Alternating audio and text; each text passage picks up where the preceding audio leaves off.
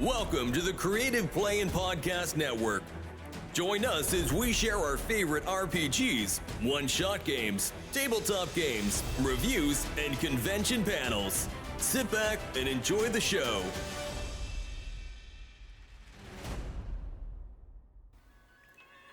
Hi, this is Kelly, aka Trixie from Ragnarok and Roll, assigned to Ragnarok Story, and Tilda Wimblewick from D&D Journey of the 5th Edition. First off, I would just like to say thank you to everyone for listening to our varied adventures, as well as for rating us on iTunes and RPGpodcast.com. If you haven't rated us yet, we would greatly appreciate it if you could. And if you're looking for more ways to support our efforts, we are now on Patreon, a great site where you can help us continue making more podcasts, as well as some special surprises for our patrons. If you can, please look us up at www.patreon.com/cppn. Every little bit helps. And again, thank you for listening. So for RPGaDAY2023, August the 12th, it is oldest game that you still play. Well, and I'm not talking about Nurse. well, that for me is going to be Dungeons and Dragons. I mean, sure, it's evolved, but it's the oldest game, that I still play regularly. So, Yeah, I mean, pretty much. And I've played pretty much every incarnation of it. But I very much like 5th edition. I very much like it. Mm-hmm. I love the whole inspiration, the personality traits, and playing to those items. I find it very enjoyable, and the whole, I can get inspiration for being this character, and it allows me to role play that character, and make it different from others, even if it's the same. Like if it's a cleric, I have a number of clerics, but each one is very different because each one of them has a different background and stuff. Mm-hmm. So it's funny you mention inspiration. That's if you have a GM that actually gives out inspiration. But I played with a particular individual GM that is the most stingy I've ever played with inspiration. Well, that is unfortunate. Yeah, because that does kill a lot of the new nuance to the D&D. Yeah. Because hey, I was a great fan of when they went from 4th edition with the action point to the you can award an action point for something cool, to inspiration being the hey, if they play their character in character, give them a point. Yeah.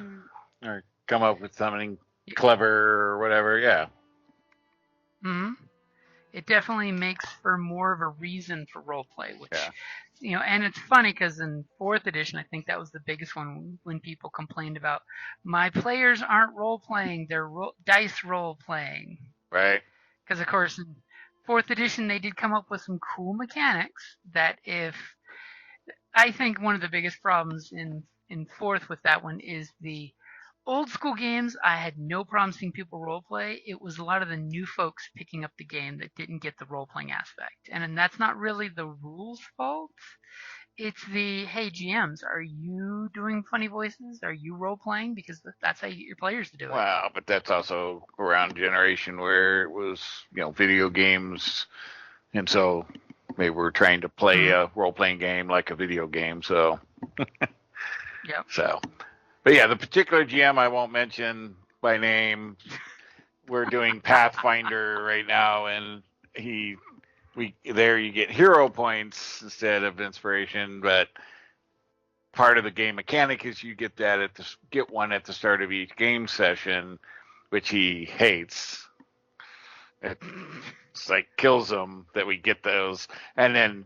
Pretty much that's the only ones we ever see. We never get any others above that throughout the game. Well, yeah, because he's already pissed off that he's not going to want. Okay, yeah. I mean, your damn kids get your hero points off my yard. Yeah, but see, and I have difficulty with that because it's if your players aren't having any fun, and if you're engineering it just to kill them, You know, Well, he I doesn't mean, do that, but but then you're also limiting the ability for the player to pull out no, that wow Yeah. moment. it You know, also affects the game mechanically. It's like that the combats you're supposed to have these points available for extraordinary moments to balance the encounter. yeah.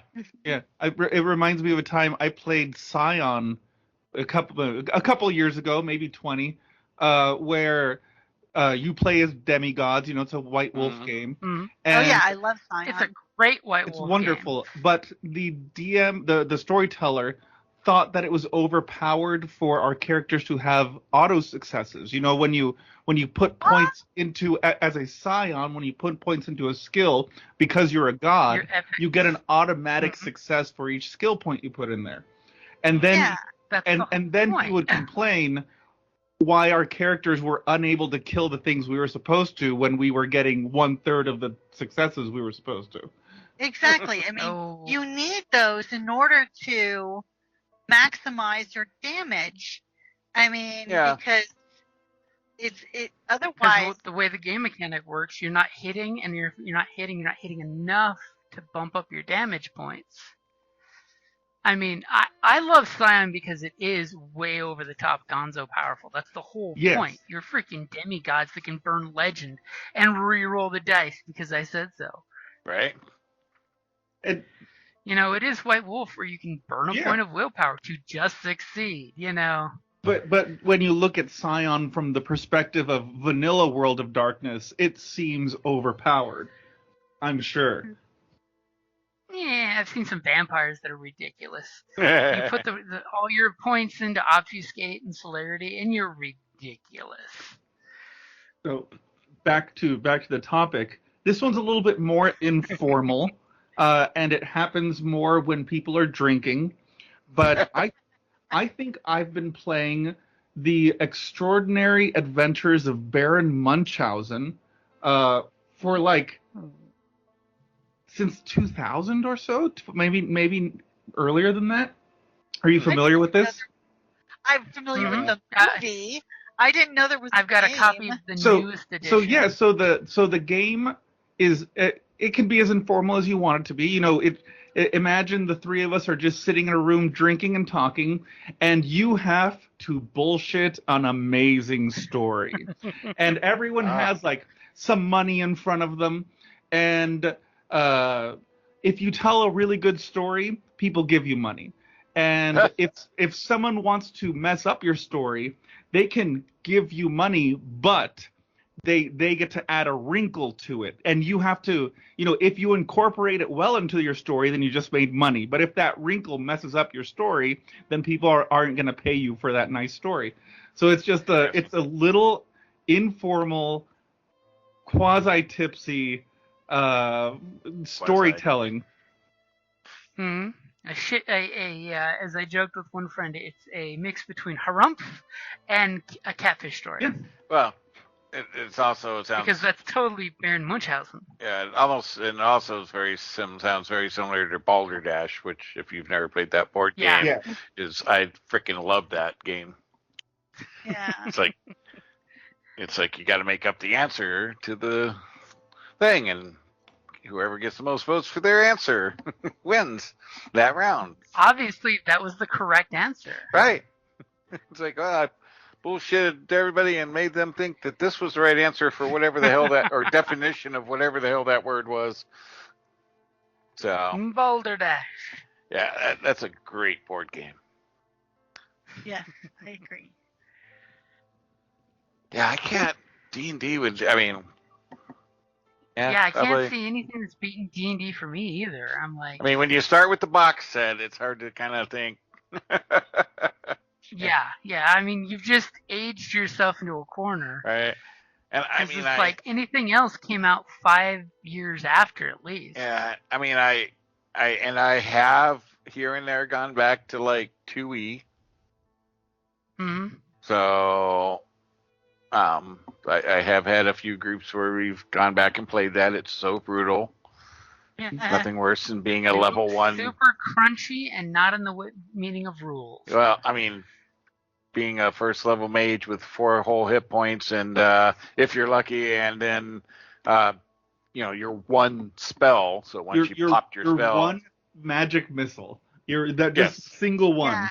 Yep. And You heaven mean forbid holding on to your crossbow for dear life? Well, as if you're lucky enough to have a crossbow.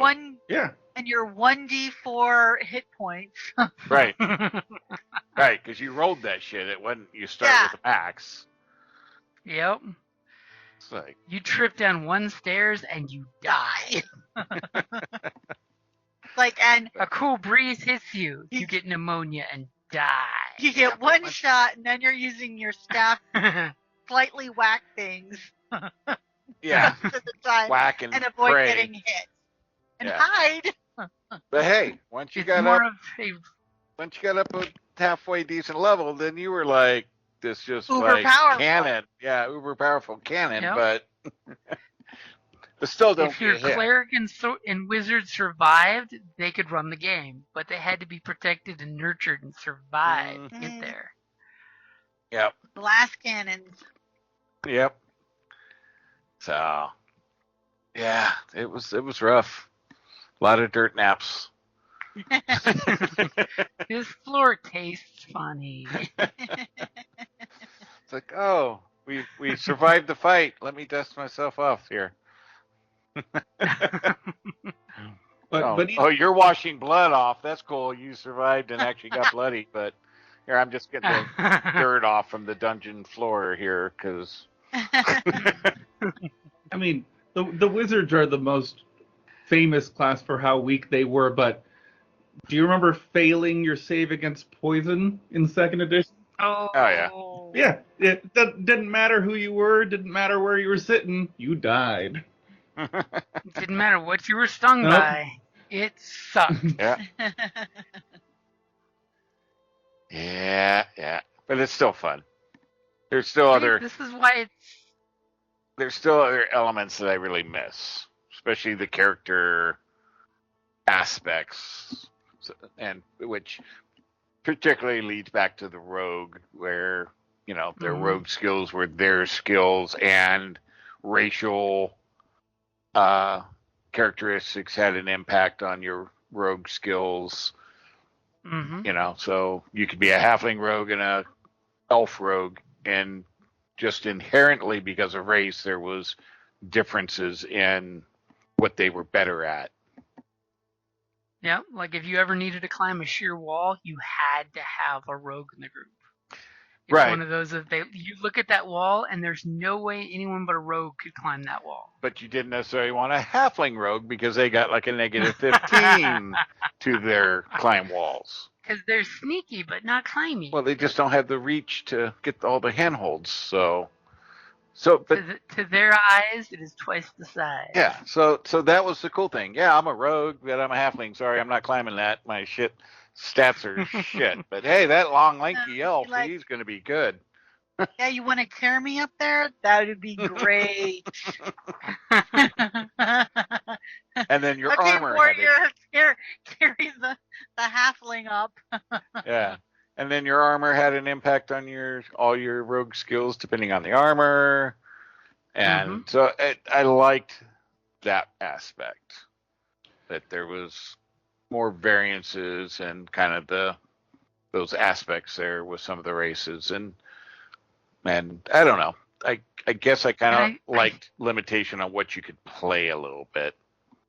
Yeah, there was less gonzo choices, but I do think in 2nd edition you still had that you get experience for the gold you loot too. Yeah. I think it still had that rule in place. Yeah. I think But like if you're a halfling, you only had like certain class choices. If you were an elf, you had certain class choices. And the only thing the one aspect that I don't think we ever followed that I didn't necessarily like was the level limits by race.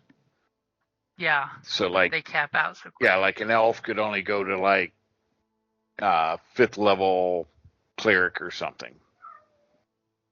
Yeah. And that was kind of weird. especially considering how long elves live. Right. Right. But you would retire from adventuring long before that. What, did you take an arrow to the knee? Yeah. But humans It's could go an all elf. the way up. Yeah, but the demi-humans were kind of expected. Okay, so you're going to do rogue for a bit, and then you're going to become an elf, or a wizard, and then Mhm. so they were like the natural multi-classer. Yeah, but Yeah, you didn't pretty have much as like much when- multi-classing back then. Well, actually, you had two elements. You had multi-classing and you had dual classing. Yeah. So I Yeah.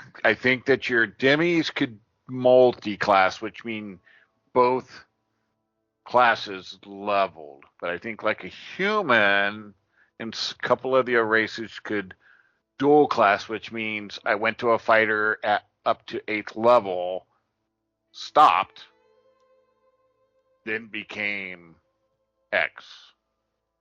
Hmm. So there was two Or heck, look. two mechanics. There was like one you could only go to a point, stop, and then you no longer got experience in that, and you started your next class. But like elves and that could multi-class, but you split your XP between the classes.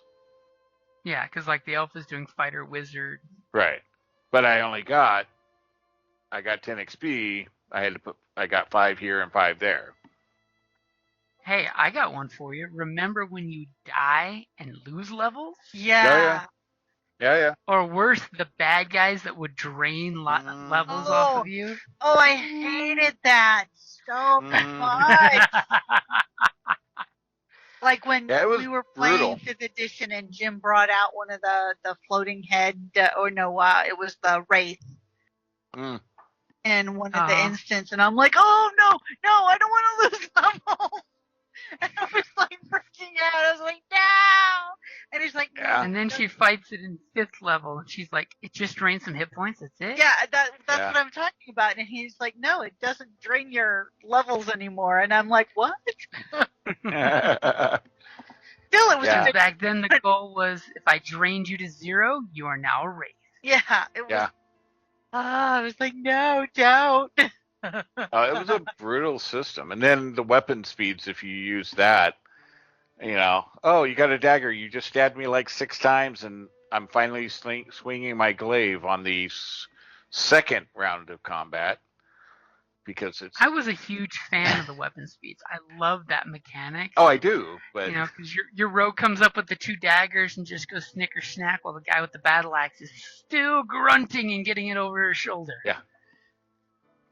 And then I know. and the armor was cool because you actually went, okay, so this is leather, and they're using a bladed weapon, so you actually have negative bonuses to the armor Mhm. because of edged weapons, but you got really good protection against like blunt weapons. So you got a bonus to blunt weapons because certain armors protect against different things better. Hmm. But it was That's where your lot. mail and your splint come in really differently. Yeah, but a lot of math. Yep, a lot of math, and it was all about trying out new rules. I mean, that's the way I always felt when I was playing it. Is they were totally testing out the rules and see how well they played.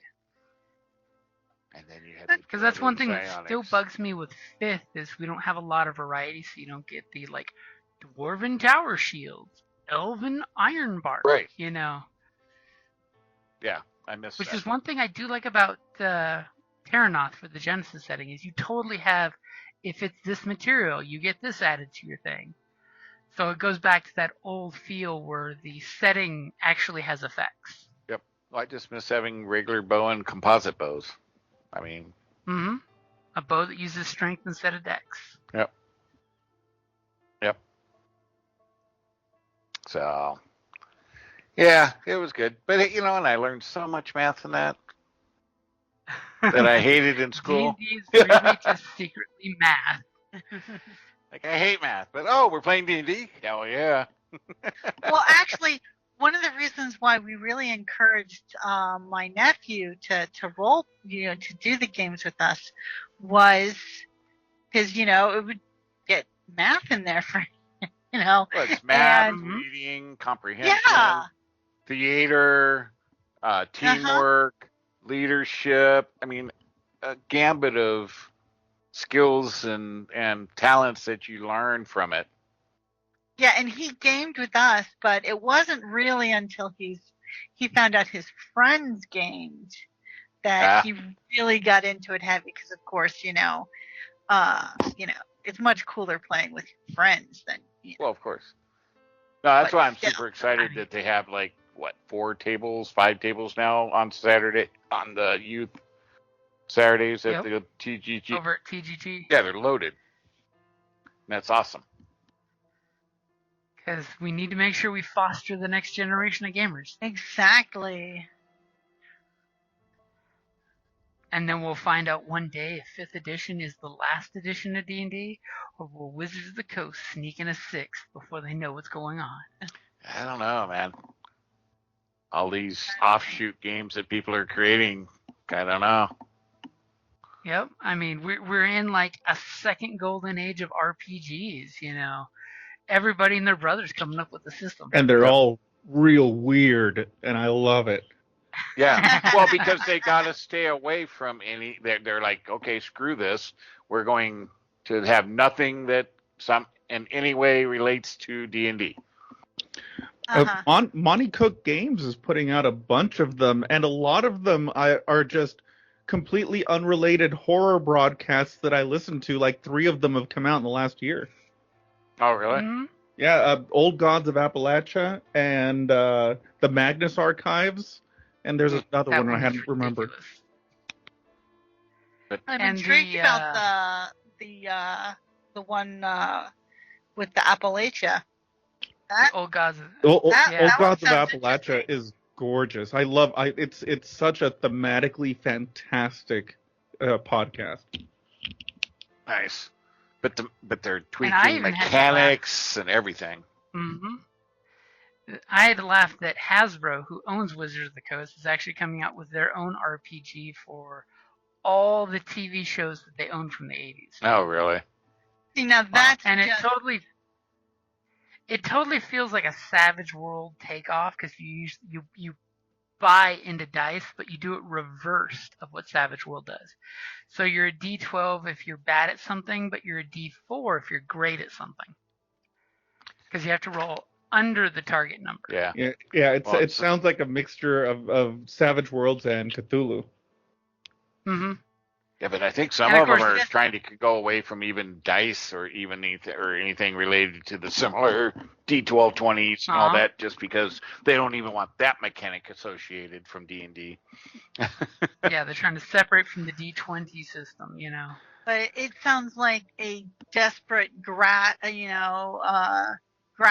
at more money than serious. Well, that's what killed them on that last, when they tried to change the rules. It was all about money, because they just said that the whole reason they're doing this subscription thing was they're not making enough money because people buy their shit and they're done and then they just play. And then all of a sudden now we're going after the rules, and now we're going to attack all the people that have been making content for them all these years. And so people are like, well, screw that. And now they're screwing with the AI generated stuff. Yep. That's the latest one that's pissing people off. It's like all these game companies said no AI stuff, and they're like, we're not saying no yet.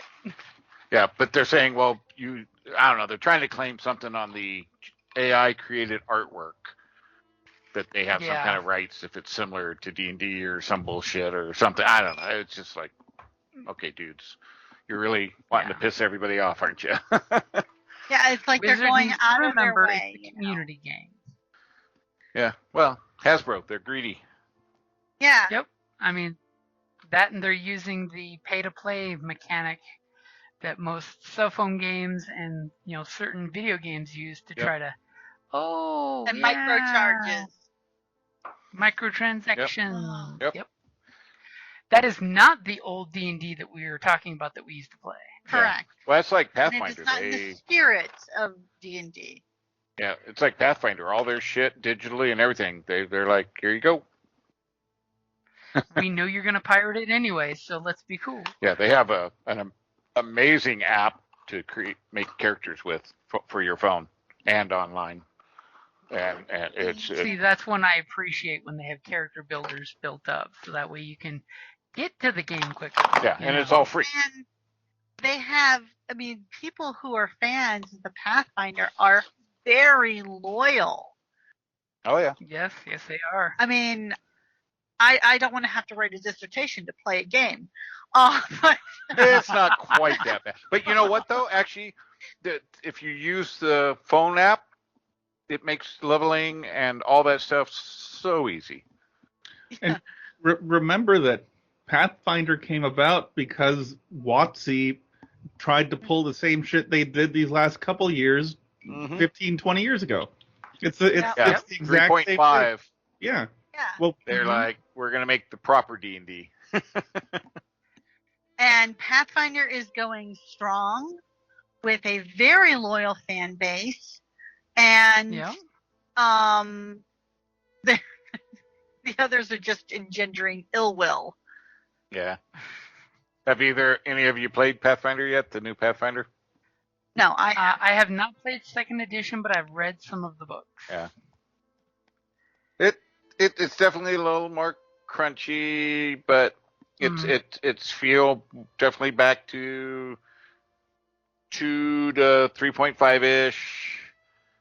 Skills come in much more into the game, which is important. So every time you level, you're not just getting spells; you're getting actual skills that are related to either your career, your racial, or general, and a lot of them feed off of prior skills to be able to get the. They synergize. Yeah, and so it opens up a lot more activity to do in combat, based off of skills and other things. So I kind of like it.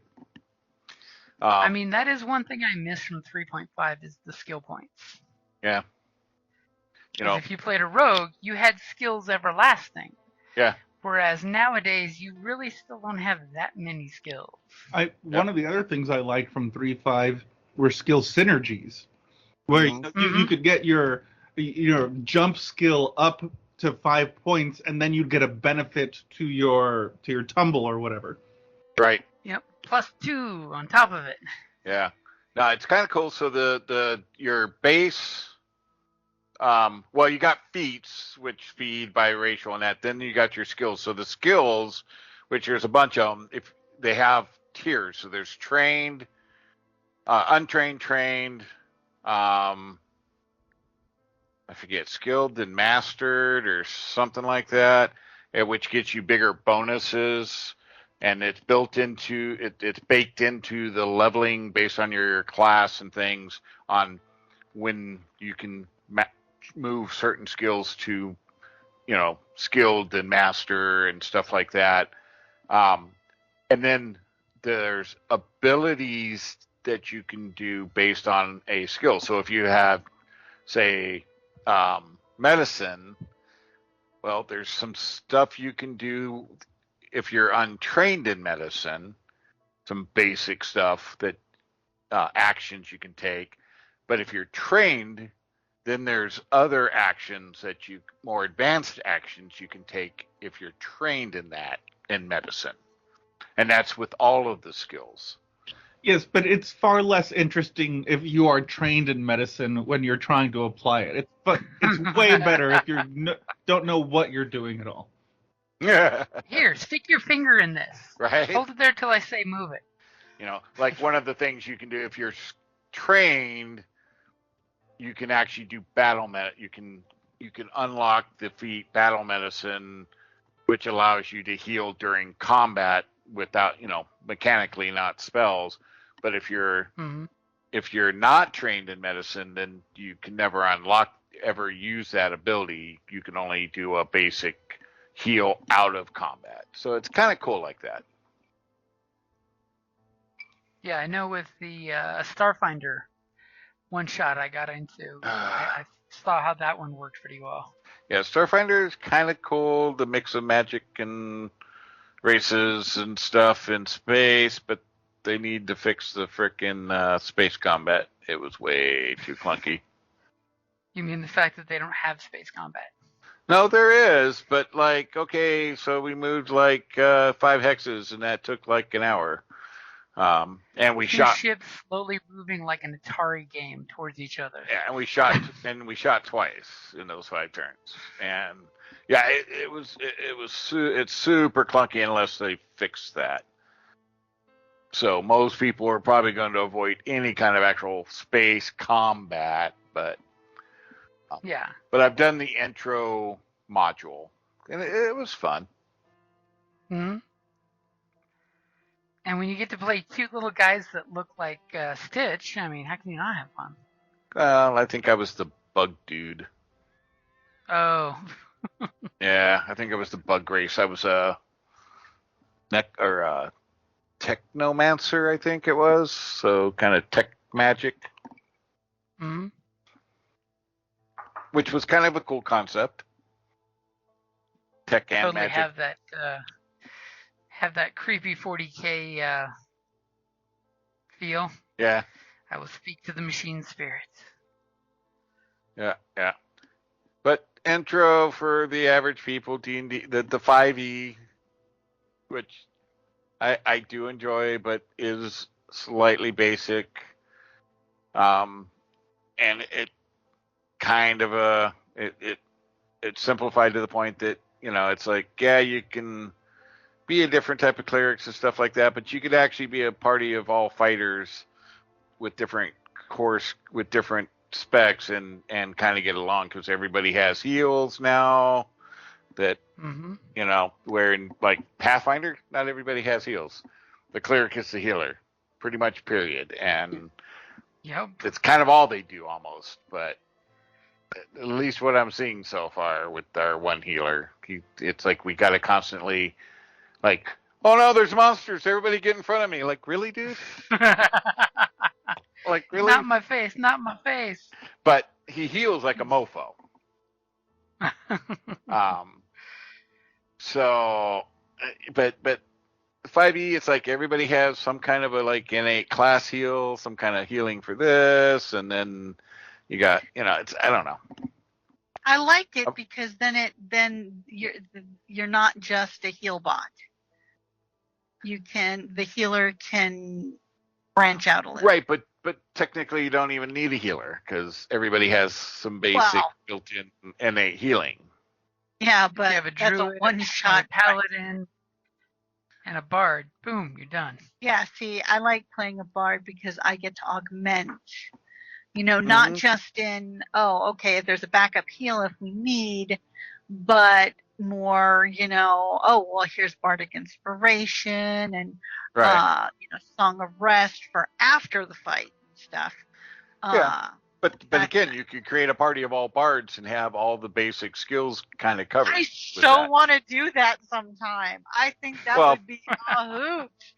Well, that are all party of clerics. You can have, there's the trickster cleric, so that does a fair job at replacing the thief. You got your Tempest in War, which does pretty darn good as a fighter type. Obviously you got your light and what's healing or whatever. I forget the other one, but that's your healer.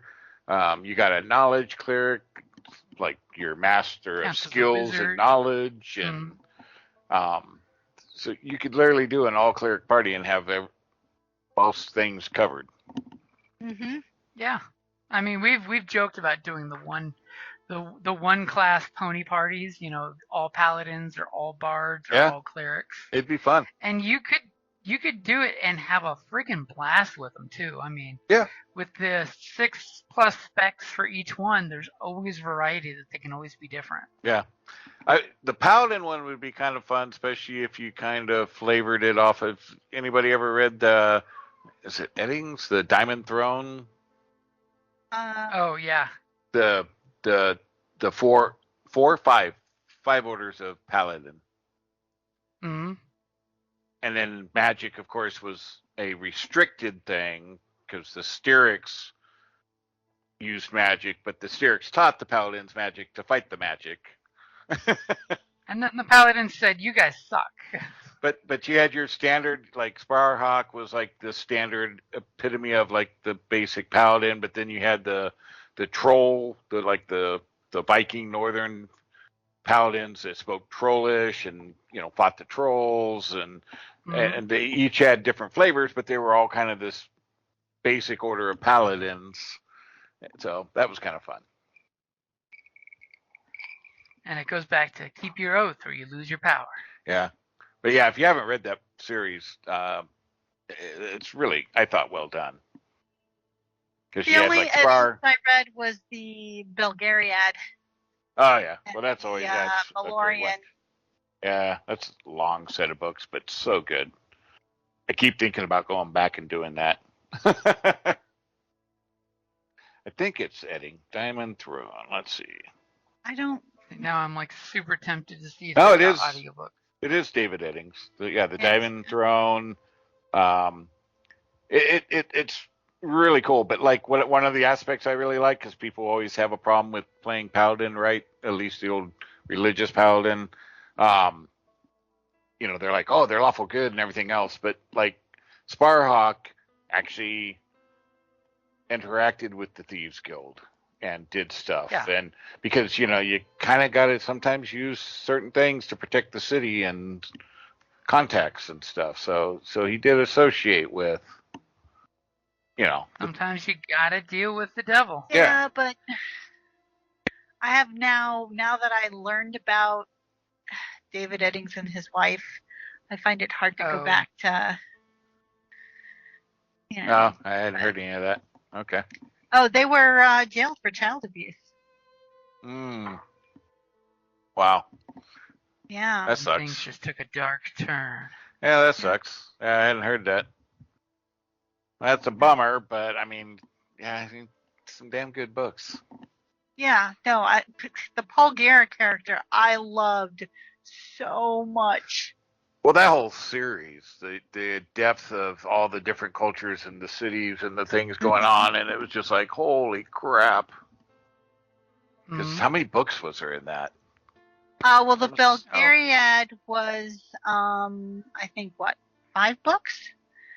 Yeah, but that whole thing ran into like a whole... And then you had the Malorian, which was also, and then you had the 2 other ones, which were Polgara and Belgarath. Yeah. Belgarath the Sorcerer, I should specify. Yep. And, see here, also,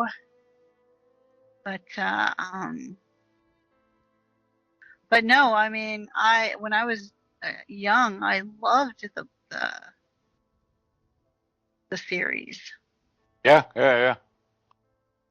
It was pretty deep. Like I said, they got you had all the different kingdoms and their different little nuances going on. I loved that. It's funny because there was, Prince Radic. Vaguely remember now. Like I said, I read that when I was like 18, 19. Then I actually had a manager, and that was his last name. And I'm like, so it was like every time I kept thinking of the character, I just thought that was really funny. Spelt exactly. But the Diamond Throne series, that I think the Diamond Throne's the very first one. It's such an if you like the Paladin concept, it's such an awesome series. It's really fun, the interactions and the different aspects of Paladin and stuff. So awesome set. Now I want to go re-listen to it. Right. But I'm always up for like short campaign or whatever you want to do for, if you want to do a all class campaign. I would love to do it. Like if it was a paladin one, I've always wanted to play a halfling paladin riding a war dog, but like for like the god of trickery or something, something, different, Well, But- Paladin, or- though, it's your oaths, so it would be a matter of breaking up the oaths, which are a little different because now they're not religious, which I don't like, but It Yeah. is technically divine. I mean, paladins are like clerics; they're divine. they use divine, but they're technically an oath, not a god. Yeah, like you now have the one of the Oath of Order of basically you believe in law. That's your holy shtick is Yeah. law. Yep. Which is like the ancients is basically the old green code, the Elven Wood code, Yep. or totally if you're a Game of Thrones fan, it's the old way, Yep. And then you got the vengeance oath, Yep. and And so then conquest. yep. So their oaths, they took God out of the picture technically, though they still use divine magic. So Yeah. And it would be so easy to do a group of bards. Come on, you're a traveling group of musicians, Oh, yeah. Well, that would be not like Theater trope musicians, that comes into a town that has Entertainers. outlawed dance. entertainers, yeah, because they don't all have to be. because Not if all I'm bards are musicians. if I'm a sword cleric or a bard, the sword college, then my skills and entertainment is sword skill. Hmm. Mhm. You're theatrical. Mm-hmm. And then you go into a town where they tell you that dance has been outlawed. Right. And it's Footloose meets D&D. But that would be fun. Everybody taking a different aspect. Mm-hmm. Yeah, Yeah. that would Yeah. that would be a lot of fun. I'm more partial to the bard though, just because I do love bards. But I would be totally down for that. Or a group of all clerics. You have the cleric of because you have the battle clerics, you have the Healy clerics, you have the Yep. Tempest ones. I would also be very much interested into something like that too. Yeah, those two. What were you gonna say, Eric? Sorry, I know we're like dominating here. No, you're fine. I forgot. I'm good. I'm sorry. No, you're. I was going to say, the whole campaign starts off with a giant trip to the Mecca of the Church of Light, which is all the good clerics, and you go there to the temple and find out the bad clerics showed up and, Wait, decimated everyone but you guys. Oh, yeah. I was gonna say, what do you? I mean, because some people don't like the grave cleric, but I'm like, that's not evil. Oh no. Yeah, it's not a death cleric. There's a totally different shtick. I mean, Right. like We grave have a clerics cleric go out of of their the grave. way to hunt the undead. We have a cleric of the grave in one of our Saturday games, monthly game. They just understand the balance of life and death. And Awesome. yeah. Circle of life, man. Circle of life. So I mean, you can technically look at a cleric of the grave as almost like a druidic cleric, that life comes in cycles. Death is just part of the cycle. Yep. I mean, hell, part of their powers are they can make you succeed on your death save. Yep. That's not death. That's the grave. yeah, bard, cleric.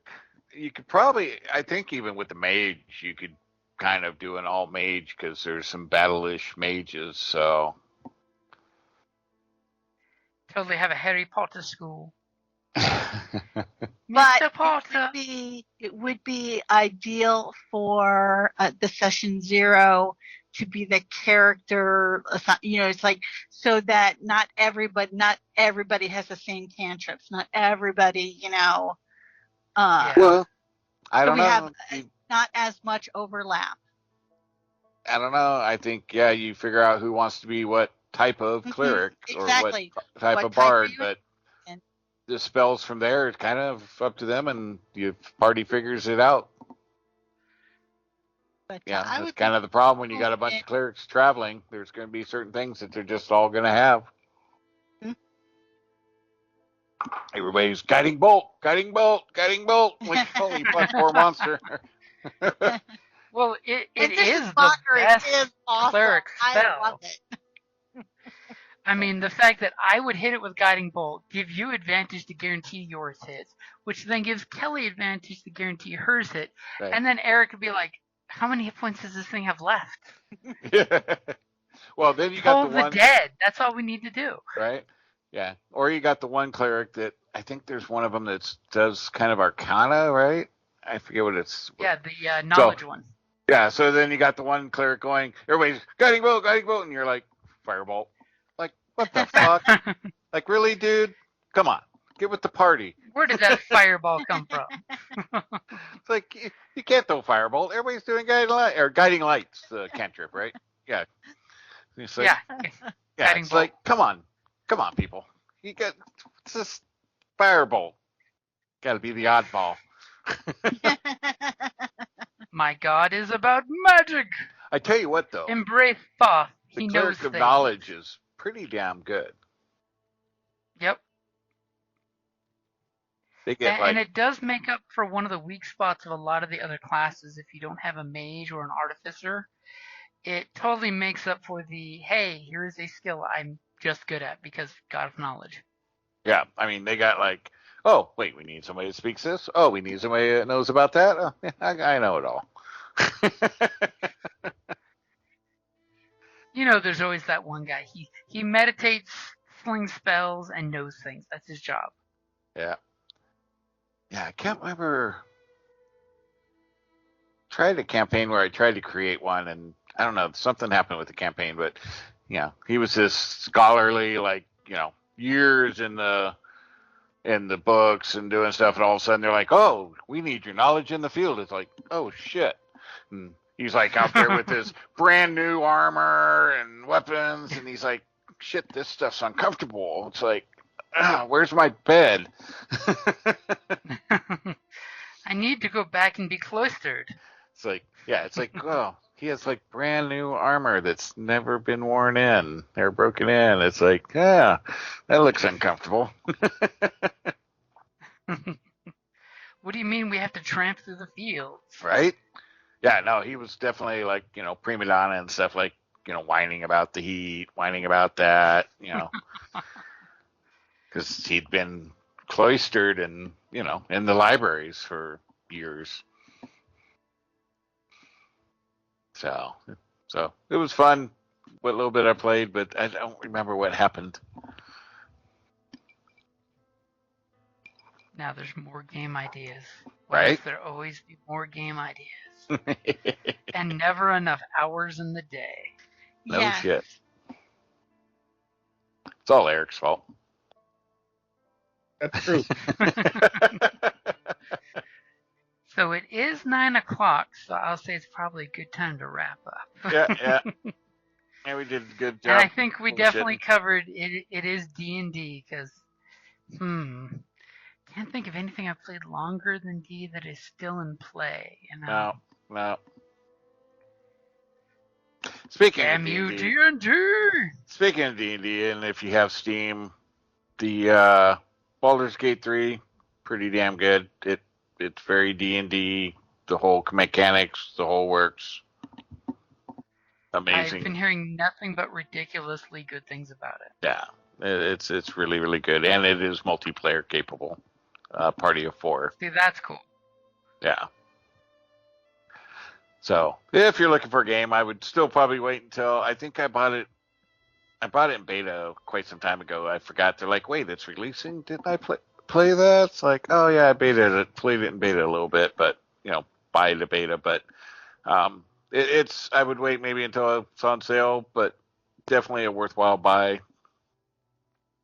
It's very well done, and the mechanics is very D&D. Yeah, So. that was one thing I liked with the PlayStation 4 one. It really did have the D&D mechanics built in. Yeah. Which, why reinvent the wheel when you have it's like the old Republic Star Wars games. It literally had the D20 system in there. Yeah.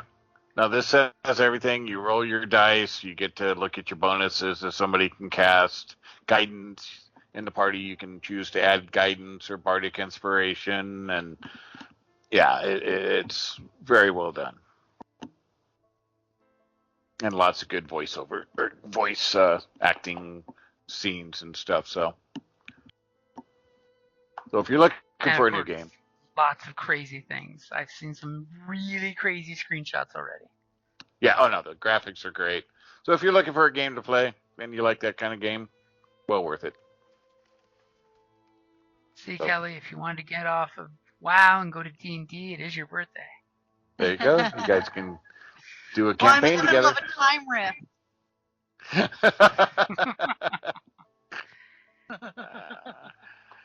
A few minutes. Such dilemmas.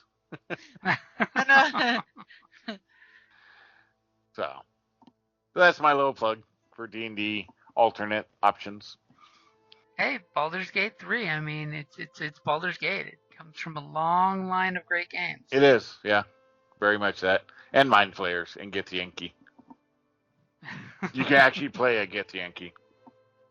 Oh yeah, I saw some of the things that is, they're like, if you do this, you can unlock this. Yep. I'm like, uh-oh, these are going to be dangerous. All right, all. Have a wonderful night. It was nice chatting. Alrighty, guys. Go out and drink it if you got it, because it is the weekend now, officially. Oh, yeah. I've already started my second. Have a good night, guys. Alright, have a good night. Night. Bye. Thank you for listening to the Creative Play Podcast Network. If you enjoyed our show, please check out D&D Journey of the 5th Edition and Ragnarok Enroll a Scion Hero to Ragnarok Story. Also, check out our Patreon page for more content and behind-the-scenes things, as well as joining us for a one-shot game or two.